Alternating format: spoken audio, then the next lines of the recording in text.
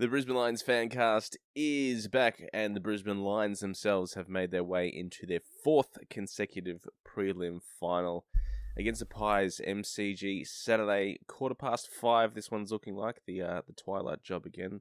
Something to look forward to. But we had an epic Q clash on Saturday night. One that I was pretty nervous in the lead up to. I had a feeling all the injuries and 7 straight final series, and it was all just seeming a little bit too much, and it was all catching up to us. So I was really, really glad when that final siren went and we put in one hell of a performance led by a midfield that weren't going to let round 20 happen to them again, and we will have a big chat about that. Of course, it is all thanks to Hop on Brew Tours and Crisp Communications.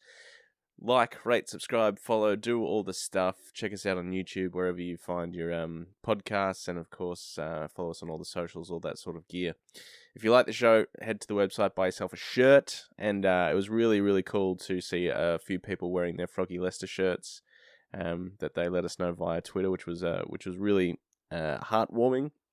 And, of course, you can always shoot through some money to the tip jar as well. That's available at our website, brisbanelionsfancast.com.au. But let's get into this semi-final where we absolutely smacked the Suns, kept them under 50 points, which is, for me, that's probably one of the most pleasing things, is keeping them to a very low score. But to have that midfield well and truly back in action was very, very nice, Pat. And we called the changes almost perfectly again. Big O came in for Sam Day, and of course Brucey came back in, and there was shuffling around with the loss of Neil. Hindsight, I probably was a bit harsh on Brucey, to be honest.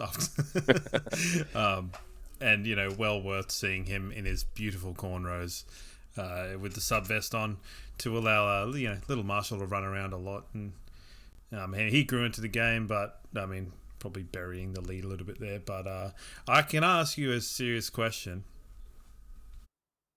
How worried were you when they kicked those 2 goals at the beginning? I wasn't actually. I was a bit more because I guess like all Lions fans at the moment, we're looking out for what the intent is, and the intent was there. Just like we saw how it was there for the Cats real early on last week, I did see it with us early on this week, and I thought, yeah, okay, Ben King's plucked a mark here. The second goal was a Noah Anderson special out of the middle, but I wasn't too worried about it because I knew we were in the game, and I knew we'd brought the right attitude, so we clawed it back fairly quickly after that. But no, I wasn't too worried. I was worried when Ben King was definitely getting the better of Dizzy Gardner in the first quarter, and I'm glad that change was made sooner rather than later. Yeah, I was just willing to kind of ride the wave. I admittedly, I was much more nervous than... I don't normally get nervous before games, and particularly after winning the premiership last year, it sort of is what it is. Doesn't bother me.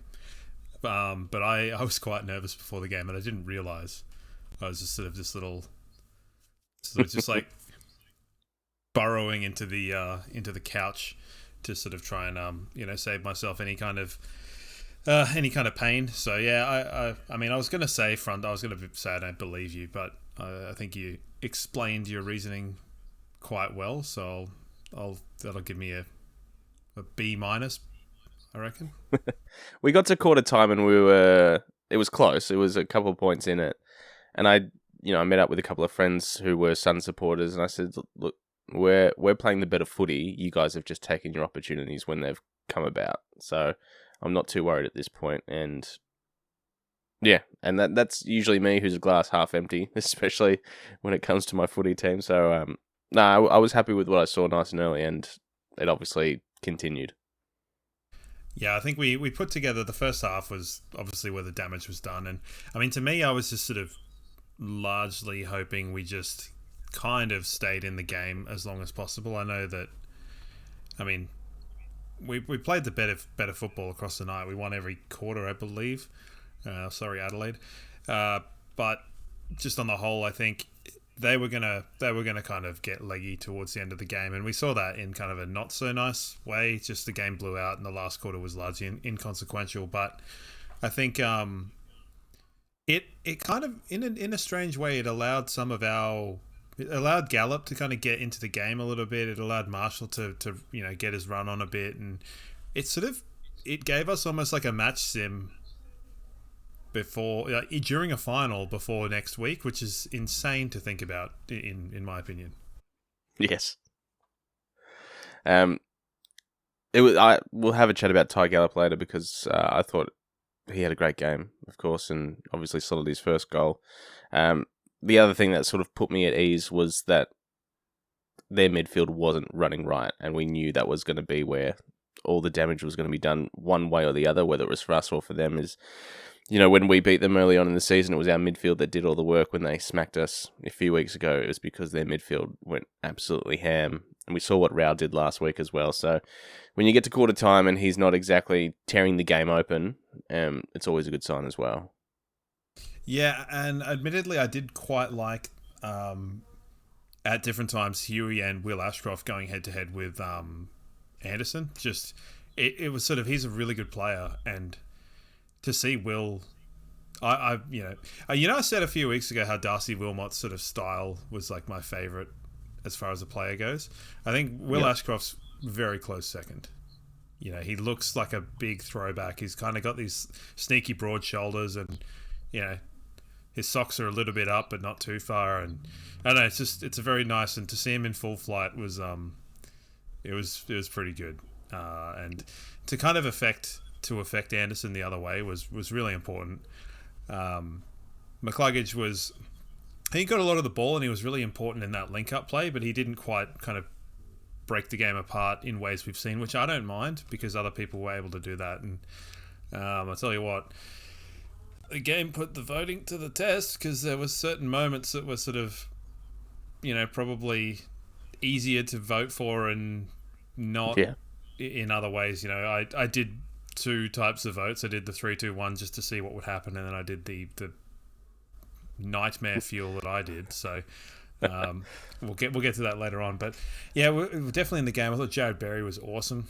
It was good to have him back after a week where he looked a little sort of unsure about himself last week, but he wasn't alone there against the Cats. I think more than anything, his ability to he took a couple of pack marks and trusted his vertical reach, I suppose, so like lack of better words. And I think an impressive stat is if you look at meters gained, he was right behind Zorko. So Zorko is 704 and Berry with 668.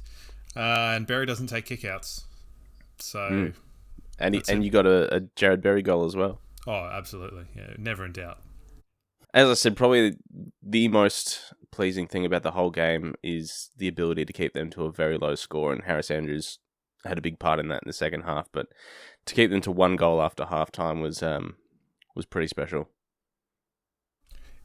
Yeah, they were very stifled. The Gold Coast were, and to make the change of Farah and Farah.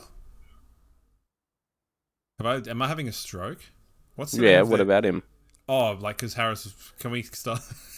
Yeah. Fucking hell. Oh, sorry.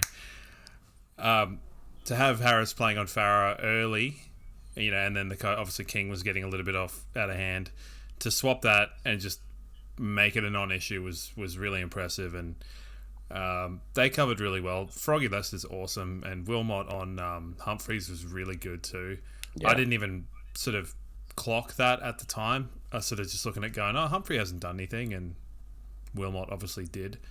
And Jasper Fletcher was he was unassuming and not very flashy, but did everything that needed to be done, which was, sometimes you're not going to look like you're having an awesome game, but you're just there doing your thing. So really, really good from the defensive group. And surely they'll build a lot of confidence. Yeah, and starts, of course, on Ben Long, who has been a really good small forward this year and kept him to absolutely nothing. Was fantastic. Well, I thought Starsfish was playing forward. No, that was Lyman. You missed it. Straight over you. I was like, what is happening now? Wasn't that something Kai Lohmann with the shaved bonds? Didn't mind it. Show of intent, you know. He's always going to be him. But I have a question. At the game, what was the jersey clash like in real time? It wasn't ideal. Like, you could obviously tell the difference. But I don't think it had the yellow would have been better for the Suns. The yellow definitely would have been much easier, and because they're both wearing dark shorts as well. I don't know how much that actually played into it. When did dark shorts not being mandatory for an away team, like, when did that stop? Have I missed something here? Because to me, like, whilst I agree, you know, when you were looking in a spot on the screen, you're like, oh yeah, that's the pink guys and there's the maroons. But your peripheral vision outside of that, maybe I'm just blind, I don't know. A bit of irony. No, there was definitely moments. It seemed like peripheral vision would have been difficult to kind of, you know, you're scanning the field. I mean, I've watched football like a dingus anyway, so I scan the field and I go, oh, shit. And then there were a couple of handballs that were just obviously intuitive ones that were straight to opponents. And, I didn't like it, but that's okay. I mean, I like the pink Guernsey. It's good, but I just, time and a place. Wear some white shorts. It's not that hard. And I actually quite liked some of the guys that were wearing, like, pink boots with the pink. It's quite cool. And then you got John Noble, who just blended right into the pale pink as well. One big fleshy mass. Yeah. The other thing that was most pleasing about this game was definitely the pressure, the tackle pressure, the ability to sort of close in on space much better than we did last week. And as Fag said, you know, what Geelong did to us last week we did to the Suns this week. Yeah, we pretty much, Raul aside, we completely dominated the contest and dictated how the game was to be played. You know, we were able to kind of get it into out. They had a little bit of luck early on in transition, but not really. I think a lot of their scores were sort of from errors that we made, whether they were effort errors or turnover or whatever. But, I mean, we scored heavily from the back half as well. So it was good to see us taking the risks, which he said in the pre-game we needed to be taking and continue to take those risks. And it worked out pretty well. So... tackle record breaker.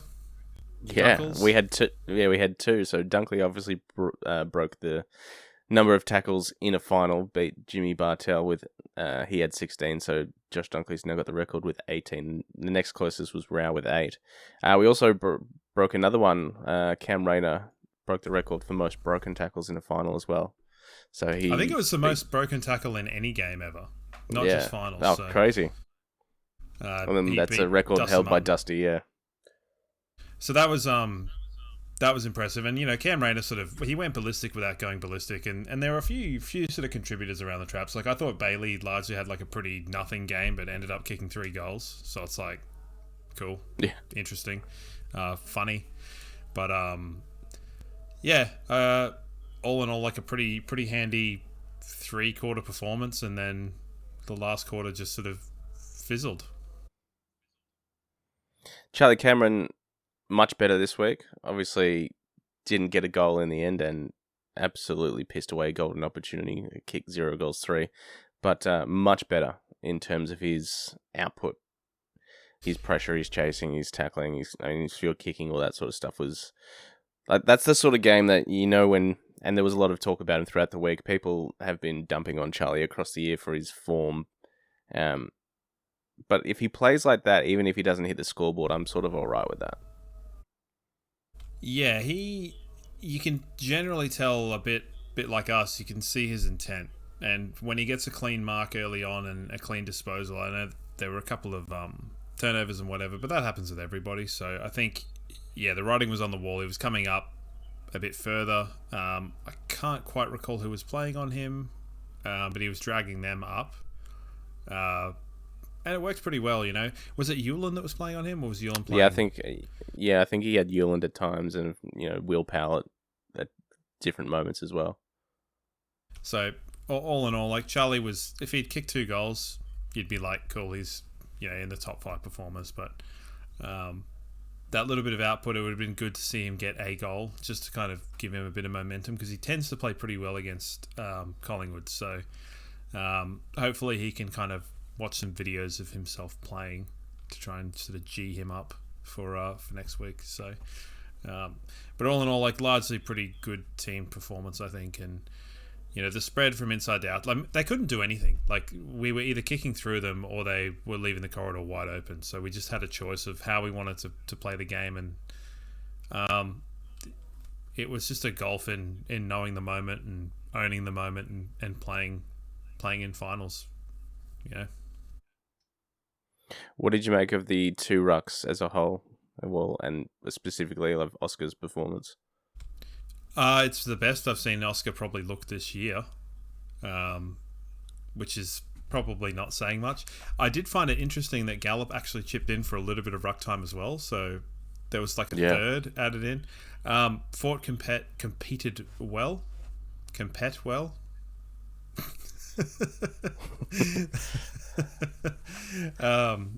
Fort competed really well. Owie was a pretty good target. He was unlucky not to hit the scoreboard on multiple occasions. And I think, like, when you're when you've got a team like we do, where they kind of know what to do, they're drilled, they know how to win finals, they know how to play the game, they know the system.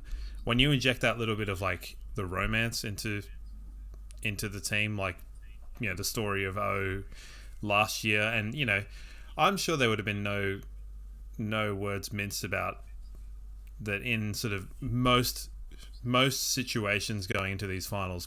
Bigo's probably not going to play. If Eric Hipwood's fit, is O going to play? Probably not. Maybe, I don't know. So to get that little spark of, it's just like a bit of like a good feeling around the team, and I think it would pump a lot of the guys up. So when you are a team that focuses so heavily on structure and that sort of thing, to get that little bit of like the vibes, I think it could be a little tipping point for the team. It's a little bit of extra, a little bit of difference, and hopefully it does well for him. I mean, it was nice to see him playing, and he looked better. Yeah, definitely. I think just having that little bit of the little less workload did him wonders for his performance, and obviously it wasn't stand out or anything, but he'll be better for being on the park, and he should hold his spot for next week, I would have thought. I thought he did much better than what Day would have provided us. Yeah, I mean, I don't think we should be tinkering with the team now, even if Lockie Neal's a chance. I think that's too much of a risk in a grand. If you're bringing him into a grand final, we'll get to that when we get there. But if you're worried about a guy's calf blowing up, I don't know if you're taking him. Yeah, it's a tough one, and thankfully not something we have to think about just yet, but potentially down the line. Honestly, this was just a dominant performance, and it sort of matches the theme of the year of, when we get embarrassed, we generally respond really, really well the following week. So the the challenge now is to keep it going against a Collingwood side that they looked a bit stumbly heading into finals, definitely, but they've got most of their team back on the park, and they obviously put together a strong performance against Adelaide. How strong was it? That remains to be seen, and we've obviously got some pretty recent good memories against Collingwood, but they're not going to let us play our game the same way that the Suns did, that's for sure. No, but I also don't think that the Suns necessarily had much of a say in it, and if we play the way that we did in, let's say, like the second, third and fourth quarter against Collingwood when we were at the MCG a few weeks ago, they had no answer to what we were trying to do. So I think we're a better team than Collingwood. I think we're missing a lot of players, so it's hard to kind of bring that intensity, and there might be a little bit of experience that's slightly mismatched just because they've kind of, as you said, got a lot of guys coming back. How, and depends on how they're going to how they're going to sort of structure that. Will Mason Cox be there? Will McStay come back in? How are they going to finesse it? De Goey will be like back to near his best. Bobby Hill is a question mark, but I reckon he'll be playing for sure. Bobby Hill? Yeah. You reckon they'll put him as a sub? Or do you reckon he'll just I reckon they'll play him, yeah. I reckon they'll play him. And McCreary's back as well. That McCreary's a big one for them. This is comparative to our last game, right? Yeah. I'm thinking I thought I saw those guys play against Adelaide 2 weeks ago. Yeah, no, I'm just comparing to when we played them last. De Goey and Bobby Hill both played, but their minutes were managed like to the nth degree. They're well back now. Yeah, absolutely. But it is. It'll be an interesting game. It's a bit of a 50-50 one, which is different to how you feel last week. Coming off the Geelong game, going into the Suns one. But we are a good team, and it is interesting to sort of think that we have got quite a lot of young guys, and they'll be better off for it, one way or another. So, MCG, we like it. Go there and smash them.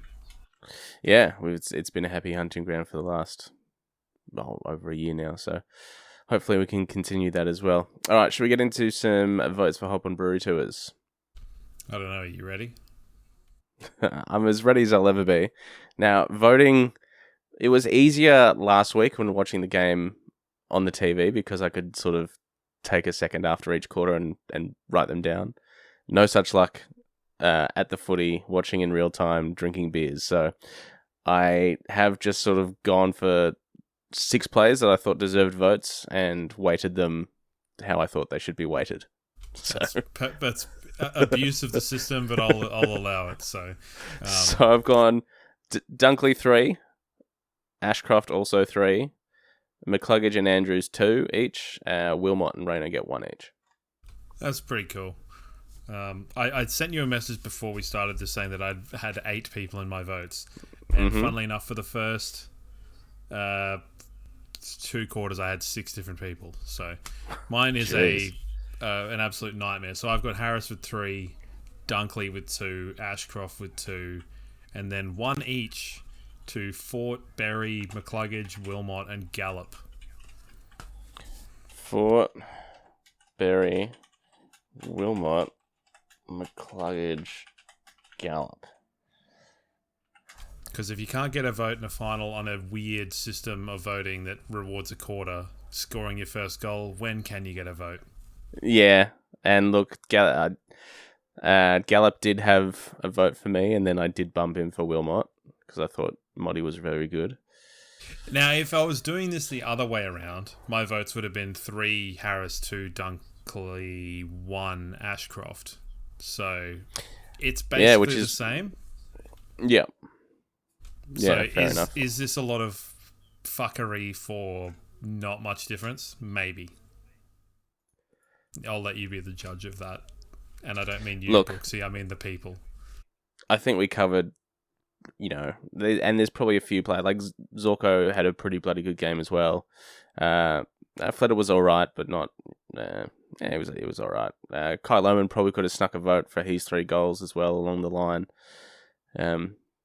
And Stas, I thought Stas probably could have snuck a vote for his performance on Ben Long. So, I mean, it was a good team performance. It's one of those games where you think to yourself, votes are hard, but that's probably a good thing.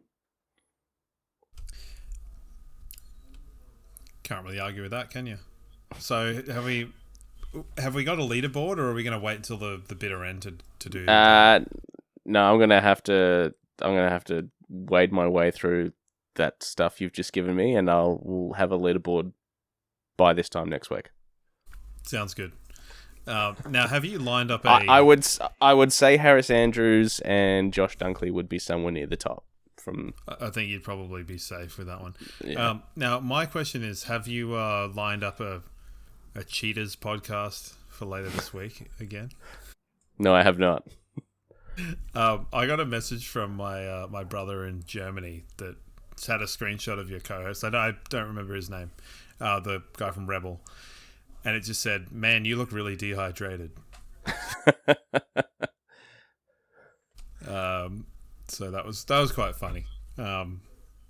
You two with your bloody radio chemistry putting me to shame. I can't compete with that. How many years you worked with him? A few now. How many? What is it now? 2025, 7 or 8 years. Yeah, that's just too many years to even know a bloke. So, finishing each other's sentences and all that, so makes me sick. All right. Well, you don't have to worry moving forward. At least not this week, anyway. So you're not going to hit up Swoop Luke or someone like that. No, and I do like Swoop Luke, and I know that's going to annoy a lot of people listening right now, but I think he does good work. So no. Okay. I guess the proof of the pudding will be in the podcast if there is one. Proof in the potting. No VFL this week to talk about, so let's not. I can't foresee any changes for this game against the Pies. Can you? Negative. No, it looks pretty locked in for the first time in a while, which is good. Is there anyone else on the team that you wanted to talk about?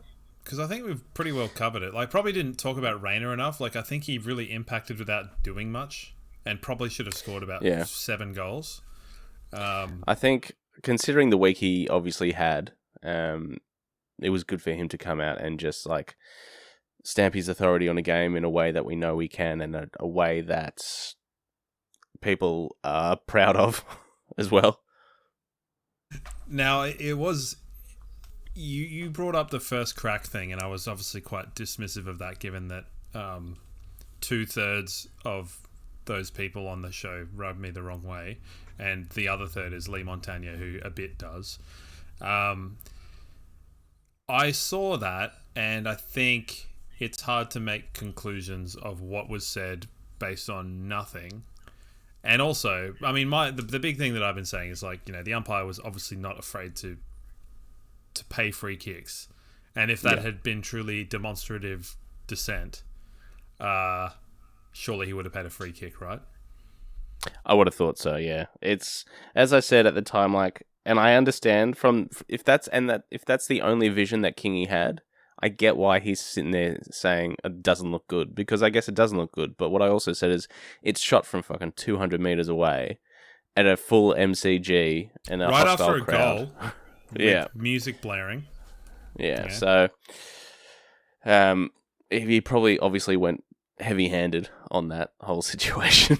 Well, one of the things that I didn't understand is it's like, oh, this will set a precedent for local footy. So why are you showing it? No one's seen this footage, so you're literally showing them like, don't do this. Yeah, I nearly said show. Yeah, I'm not going to go there. Yeah, look, I know there was a phone call made to David King from both Cam Rayner and the club across the week, and so yeah, there you go. You all right? I'm in for that. Okay, cool. Was it like a good phone call, or was it a shut your yammer? It was. I think the phone call originally that came from Cam that I believe didn't get answered was just to say, hey, like, this was actually what was going on. And then the club called and said, like, pull your head in. Like, Cam Rayner's one of the number one guys that will always give an interview, but maybe not this week.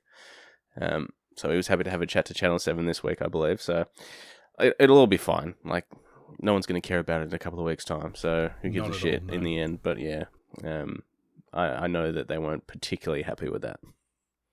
That's nice. I mean, I know that we have... Did you see... like Snipey, or not Snipey, but Titchy Fags in his pre-game, not pre-game, but pre-game press conference the day before. Sorry, I will get a sentence out eventually. Yeah, he was angsty, wasn't he? Agitated, and he looked like he was sort of on pre-workout or something. He was talking very quickly, so yeah, sometimes funny to see slightly unhinged Fags, because you know that he's obviously revved that into the team, so it was good to see.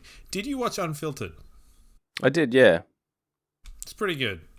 Yeah, it was nice. It sort of seemed like they took a lot of the stuff from Howie Games and that other guy, Buckley, Dill Buckley, yeah. Buckley. Those two, they like watched them and were like, "Oh, these are good questions. We will ask them with a good set at that pub at Fitzroy." So, yeah, it was nice. So if you haven't had the chance to watch that one, make sure you catch up. It's on 7+. I like Hamish McLaughlin. He seems like a nice fella. Yeah, he's good. Some of them are hit and miss, but I liked that one obviously because it's a little fakey, and I could literally watch him do anything. So it's good. It was very cute, wasn't it? All right, so no changes. Let's get into some questions then. Do you want to talk about other football? The Adelaide Hawthorn game? Oh, yeah, I know. Yeah, let's have a chat about that. It's pretty upsetting, if I'm honest. Can I ask which one of us said that Adelaide would go out in straight sets? You can ask that because you know the answer. What's the answer? What's the answer, Brooksy? It's me. Yes, it was you that said they'd go out in straight sets. Yeah. Not to blow my own horn, but it is nice to kind of get what I say, a broken clock is right twice a day. So that was very much one for me. But I mean, both games panned out kind of how I expected them to pan out. Obviously, the Rankin thing was a bit of a weird sidewinder, and also their crowd being gooseberries. But it's good for them. Reap what you sow. Now, we've talked a little bit about finals experience and things like that, and I think there are quite a lot of parallels to be made between them and us in 2019. I think we were probably a better team. And the Suns will feel this as well, because I think I didn't watch all of Damien Hardwick's press conference because I value my sanity, but I think there was one quote pulled out of that sort of, there are kind of gaps in the squad or gaps in the team that you can kind of miss, or they can play better and kind of mitigate them. Yep. But I just think when you can have a really good home and away team, and when they come up against these like hardened finals units, it exposes gaps in your list. And I think Adelaide found that out pretty big. If you go back and look at our final against GWS that we played, there are some players you look at and go, they're not bad players, but we improved on them. And that's why we won a premiership, without being hyperbolic. I look at guys like Witherden, Alan Christensen, Steph Martin, even McStay, Nick Robertson, Mitch Robinson, Matho, guys like that are like, they're good squad team guys, and they played well in finals, but it's not Dunkley. It's not Joe Danaher. It's not, Zorko on halfback or Coleman. It's, you make these improvements around the ground and you go, these guys aren't quite it. And, I think Adelaide is struggling a bit with that. At that stage, was Starcevic now like a regular member of our team at that stage? No. Well, there you go. He's an automatic upgrade on Witherden or even Ainsworth. Yeah, well, that was when Ainsworth was in the team on a wing, and then he went out and took the long road to come back in. And I mean, but it's like Christensen's a good player, but you throw in like swap that out and Archie's in there or Kyle Lohman or whatever. And this is, if I look at the Adelaide kind of team, I look at guys and go, well, like Laird. I mean, Dawson had a horrible, but not him. So I look at like Laird, I look at Keys, Hinge, Walker, like they're just sort of a bit. Sam Berry got absolutely dunced on by. I thought Sam Berry had a good game actually. Well, he got pumped in the first quarter, and the damage was done pretty badly then. Like he's serviceable, but it's just they lack a bit of something, and like these are the sort of things you don't quite sort of figure out. And guys like Neil Bullen are supposed to be your sort of experienced players that come in and just make poor decisions and stuff. And I must admit, I was pretty disappointed to see Jordan Dawson play so poorly, and it looked like he had some sort of injury. But he's a guy that I love, and I was really excited to see how he would actually lead a team into finals because I thought he would be, one of the elite performers, but. Not well would be the way. And these things happen. Teams do have these learnings. It just and I'm sure like better minds will analyze this and go, where are the gaps? Maybe it is a situation where Sam Barry can do a job when they're put in a different situation with someone else next to them, or but no one really stood out. Fogarty was virtually anonymous. So it's a difficult time, a bit of soul searching. Maybe they'll go for a cheeky camp, the old Crows. Well, it looks like they'll get Cal Archie through the door. So that's, whose spot does he take? I mean, there's players on that team I don't recognise. That Taylor fella, number 19, I've got no idea who he is. It looks like probably Brodie Smith won't go around again. Tex probably won't go around again. There's a couple of players they can improve on. Is there anyone from their team that you take? Because, Cal Archie will come in and they've kind of got limited spots for that small forward line, because you look at, Rochelle and Rankin will probably split time between the forward line and midfield. Forward and mid. I think he probably just takes Tex's role, and I think they go slightly shorter in their forward line, because the three talls, if you will, if you're counting Tex, I think Cal just takes that role. Yeah, interesting. Because I'd look at someone like Pedler. I quite like Pedler. I really like Luke Pedler, yeah. He's someone that, he's had an injury history. I'd sort of say, hey, do you want to come play at the Lions? Because we might be down a forward or small forward or whatever. So, not that we're trying to get everybody's players all of the time. But I thought he actually played quite well with low disposals. Yeah, he was good. And tackles hard, pressures well. But maybe he's one they identify and go, nah, you're going nowhere because you're part of the plan. So... interesting. That was my weird tangent about teams and finals exposing lists and where changes can and need to be made. On to the questions. Let's get into the questions for Chris Communications. chriscoms.co, giving you free Brisbane Lions Fancast stickers. First one from Tom. This is a nice, easy one to get things going. Were the Suns absolutely cooked, or were the Lions just too good? I think it's a little bit of both. And we spoke about on the show last week I think there was a strong case to be made that they played their grand final against Freo. The emotional toll it would have taken, the huge sense of relief of finally playing finals football, getting a win, the whole David Swallow big trip to and from Perth. I think that definitely played a part. They'll never ever admit or say that it did, not publicly anyway, or right away. But it has to have played a part, and I think it just got to a point where they came here, and you're coming up against a team that's played 7 final series in a row and knows what it's about at this point. Yeah, I think you're spot on there. Bit of both.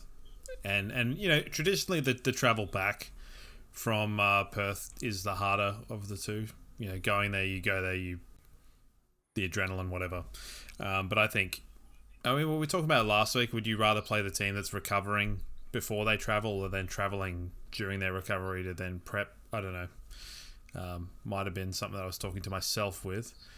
But I think it was... And that's why you have that kind of hope where if you're still in the game at three-quarter time, even if they're the better team, Gold Coast, you still fancy the ability to run over the top of them. So, they didn't look... they looked disappointed for sure. But it's not like a failure of a season. They came in, they definitely won a not. final for the first time. They can hold their heads up this season and go into next year with more experience, more knowledge, hopefully a harder fixture. And then we'll see. So, yes, bit of both. Yeah, definitely. Here's one from B. I figure you'll already unpack this. Their biggest concern is how we can maintain such pressure and work the corridor or 45s off the halfback against Collingwood and Geelong. The Suns let us play our game last night, and this is what I was sort of referring to before, Collingwood's not going to let us get away with this. Hugh McCluggage isn't going to go untagged. They might do something on Zorko, we've seen them do jobs on Harris, obviously, as well. The corridor is not going to be open. I think Will and Dunks are going to have very big jobs around clearance, and Bailey and Rain are going to have to feature more. And then putting forward some potential matchups of Starcevic on Jamie Elliott or Darcy Wilmot? I think it's an element. Again, it's the short kick mark or the aggressive kick. We have the ability to do both, and the intention is that one opens up the other one, so they can't block the corridor whilst allowing us to probe, unless they work really, really hard, and maybe they will.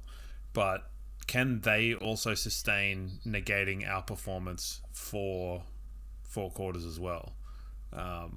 They could do it for about a quarter and a half in the game at the MCG. So, yeah, it's a tough one. I think matchup wise, we're going to obviously have to be careful at stoppage, but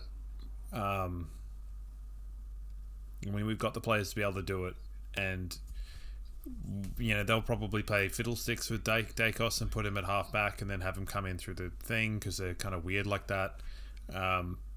But the ball inside to out, I think Ned Long played a pretty good game against Adelaide, so he might be one to kind of keep an eye on, because he was abysmal in the game against us, so he's probably got a chip on his shoulder about that. So matchups, I mean, would you? Elliott's overhead marking's probably a strength compared to Wilmot, which maybe Starcevic can probably lead to a bit more. Who else have they got floating in that forward line? Well, it really depends on their lineup. I don't think they'll be bringing McStay back in because I think Cox worked pretty well for them. So I think they'll roll that option again. So you got Cox, Myercheck, and then players Schultz and Lipinski, Membry, Will Hoskin Elliott, floating all around as well. So maybe even Dizzy gets the roll on, or Froggy gets the roll on Jamie Elliott. Yeah, I think there's going to be Sidebottom's one that we've got to kind of pay attention to because he's sort of almost similar to Ollie Dempsey. He just sort of floats forward from that wing position and obviously has a great understanding of the game and can kind of... It's like Jack Crisp he's a workhorse. He'll work through from that wing or inside to outside position and kind of provide the outnumber through sheer work rate, whereas Sidebottom just sort of sleuths his way through. And it's like, can we not pay attention to the guy who's put his head in the Shino Ballo? He's right there glistening. Watch him. So whether it's Levi or whether it's Marshall, we'll need to kind of watch that defensive running. So yeah, or Bez. I think maybe Bez needs to be accountable for someone in that respect as well, because we saw exactly what happened with Levi last week against Ollie Dempsey, that he just got shown up work rate wise. So, and I thought both the Ashcroft's work rate was much better this week, especially defensively. So that obviously didn't go unheard. Yeah, Levi's a funny one. He basically had like a nothing game. He was there. He did some stuff, but there was actually one really good handball off the deck that I thought was amazing. But on the whole, Levi was he was there and he played. I'm waiting for him to do something. It's nearly. I think it's a long season that's catching up to a young body, and that does happen. Where the first year guys, and that's where I think Logan Morris was kind of a little bit like that heading into finals, even though he played basically half a year. So tired boy, I reckon. Yeah. Oh yeah, and rightly so. Nothing wrong with that. All right, Nath, what would Lockie need to do to seriously be considered?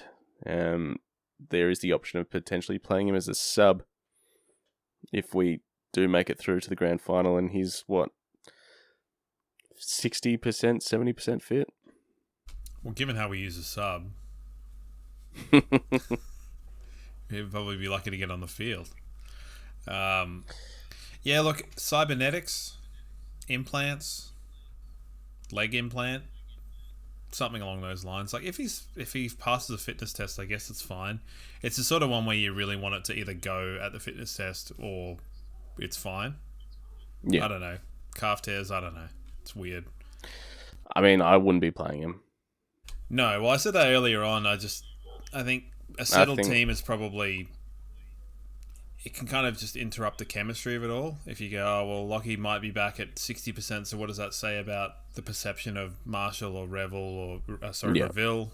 Sorry, Freudian slip. Yeah, I'd just be leaving the team as it is. Yeah, I'm with you there as well. And at this stage, I would, if we're doing quasi tipping now, I'm thinking the Cats get the win. You're not going to be going in half cocked against Geelong again in a grand final. No, we saw what that can do when Sydney tried to do it, and then we saw what happens the other way around. It can just make the decision early and stick with it. So for me, Neil doesn't come back, but that's okay. He can come back next year. It's fine. Yeah. All right, that leads us to the next question. If we beat the Pies, who would you like to play out of the Cats and the Hawks? I mean, I'd rather play the Hawks. Geelong, I guess, because four in a season, that's a good amount. But I think Geelong are the better team. Yeah, which is why I want to play the Cats. I want to play the Hawks. Yeah. But at the same time, like, imagine if you were responsible for this, like, Hawks team winning a premiership by losing to them. It would be it's pretty gross. Horrible.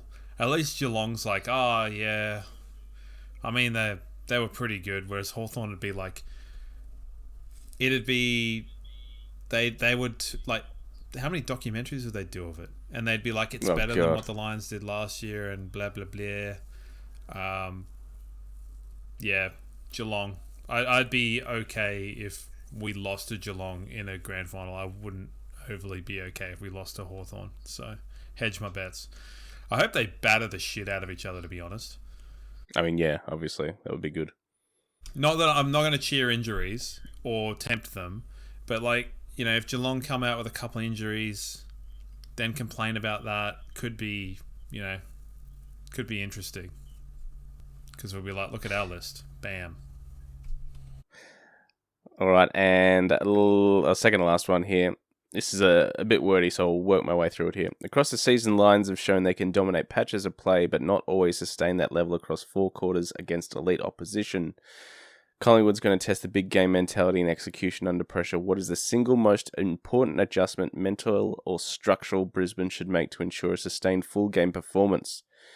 Examples are changing rotations for midfield, clarifying on leadership on pressure moments, altering the forward structure to better convert control into scoreboard. If you had to pick one change that would reliably turn intermittent dominance into consistent 4-quarter performance, what would it be and why? Jesus. Am I at university again? What's going on here? I think we've been kind of chasing that dragon of a 4-quarter performance for, like, everyone kind of does in football. Yeah.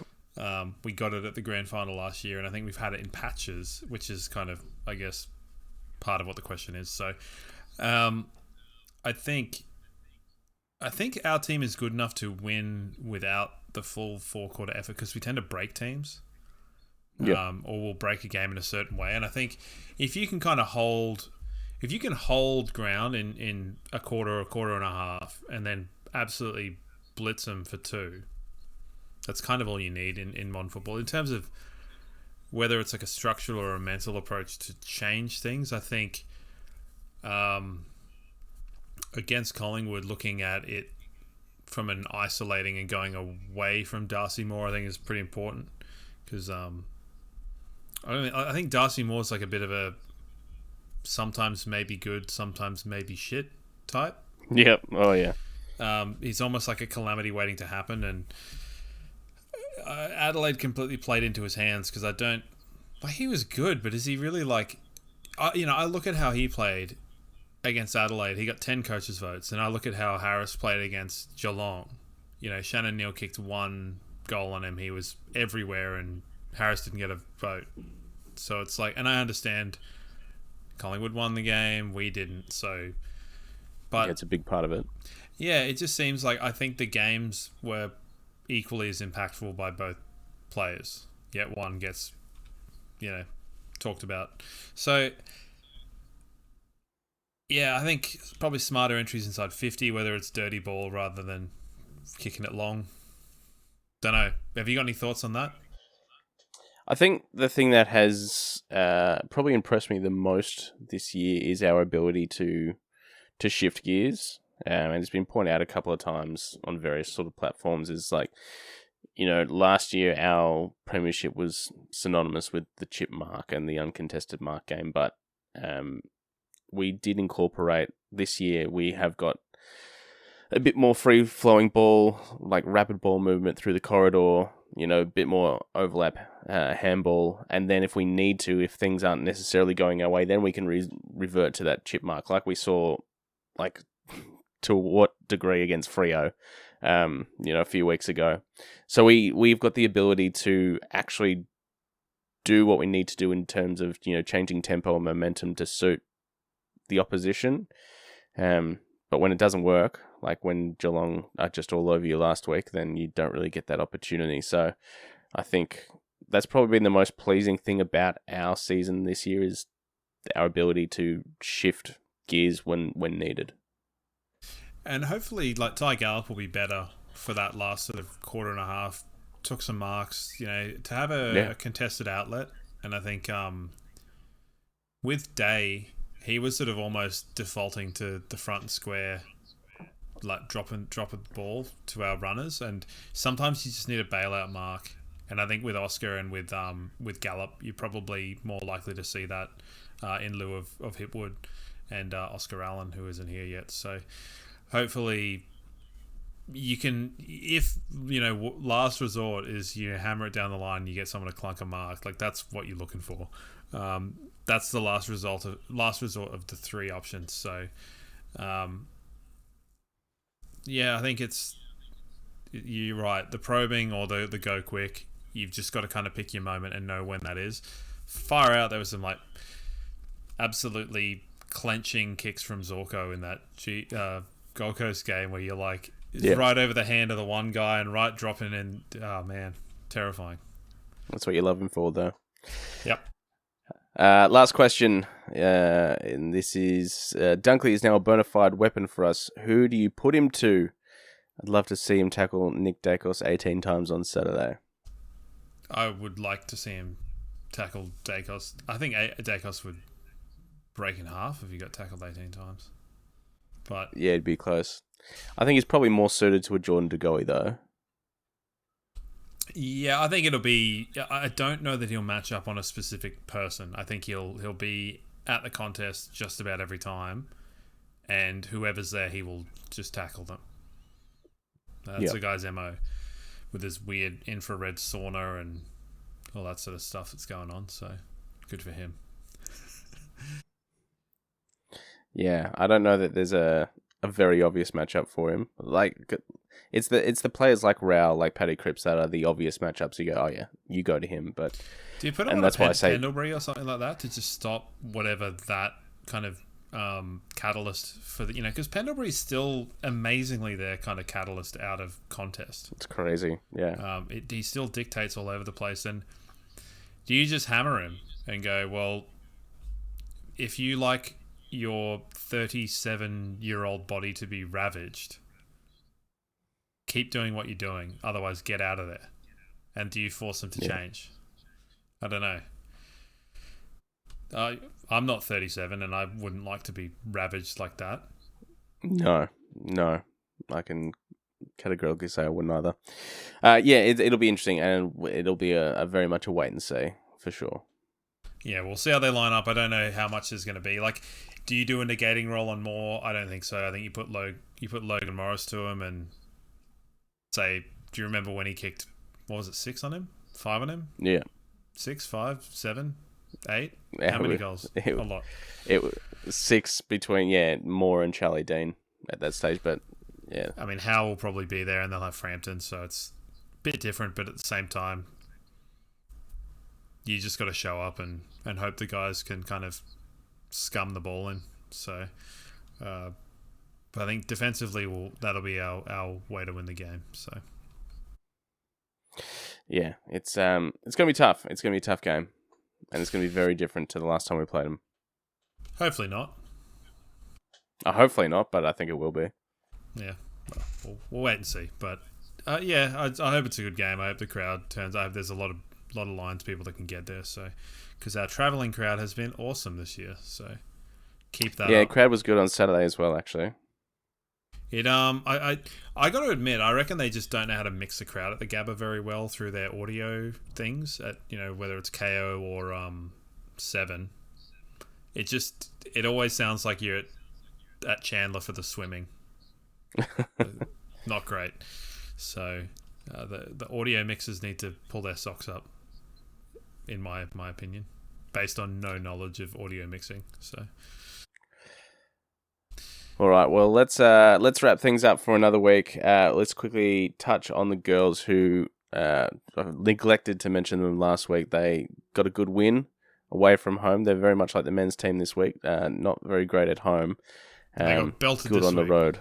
Yeah, against the rampaging North Melbourne, who have just simply can't lose a game of footy at the moment, and at this point are going to go through another season undefeated. So it was pretty close for a while, and then they were within touching distance for a bit, but that second quarter, North just absolutely blew it open, and never looked back from there. So the girls are now 2-2, 2-3 in a 12-week season, so sort of hovering around the 8 without doing anything terribly special. So they've had a tough draw so far though as well. Yeah, hopefully they can kind of pick it up as we're going into finals, and with the ladder for the AFLW, because the McClellan Trophy, who's kind of in the running for that now that the home and away season's done, and basically 9 teams all had the same number of wins. Really quite contingent on the ladies to get various jobs done, I suppose. Hawthorn and Adelaide are probably looking the best at the moment. I think they've revamped the McClellan Trophy to actually take in finals now, I believe. Oh, cool. That's good. Yeah. Could have used that the last 4 fucking years. I know. I want my $4 million that I'm sure will be drip fed to us.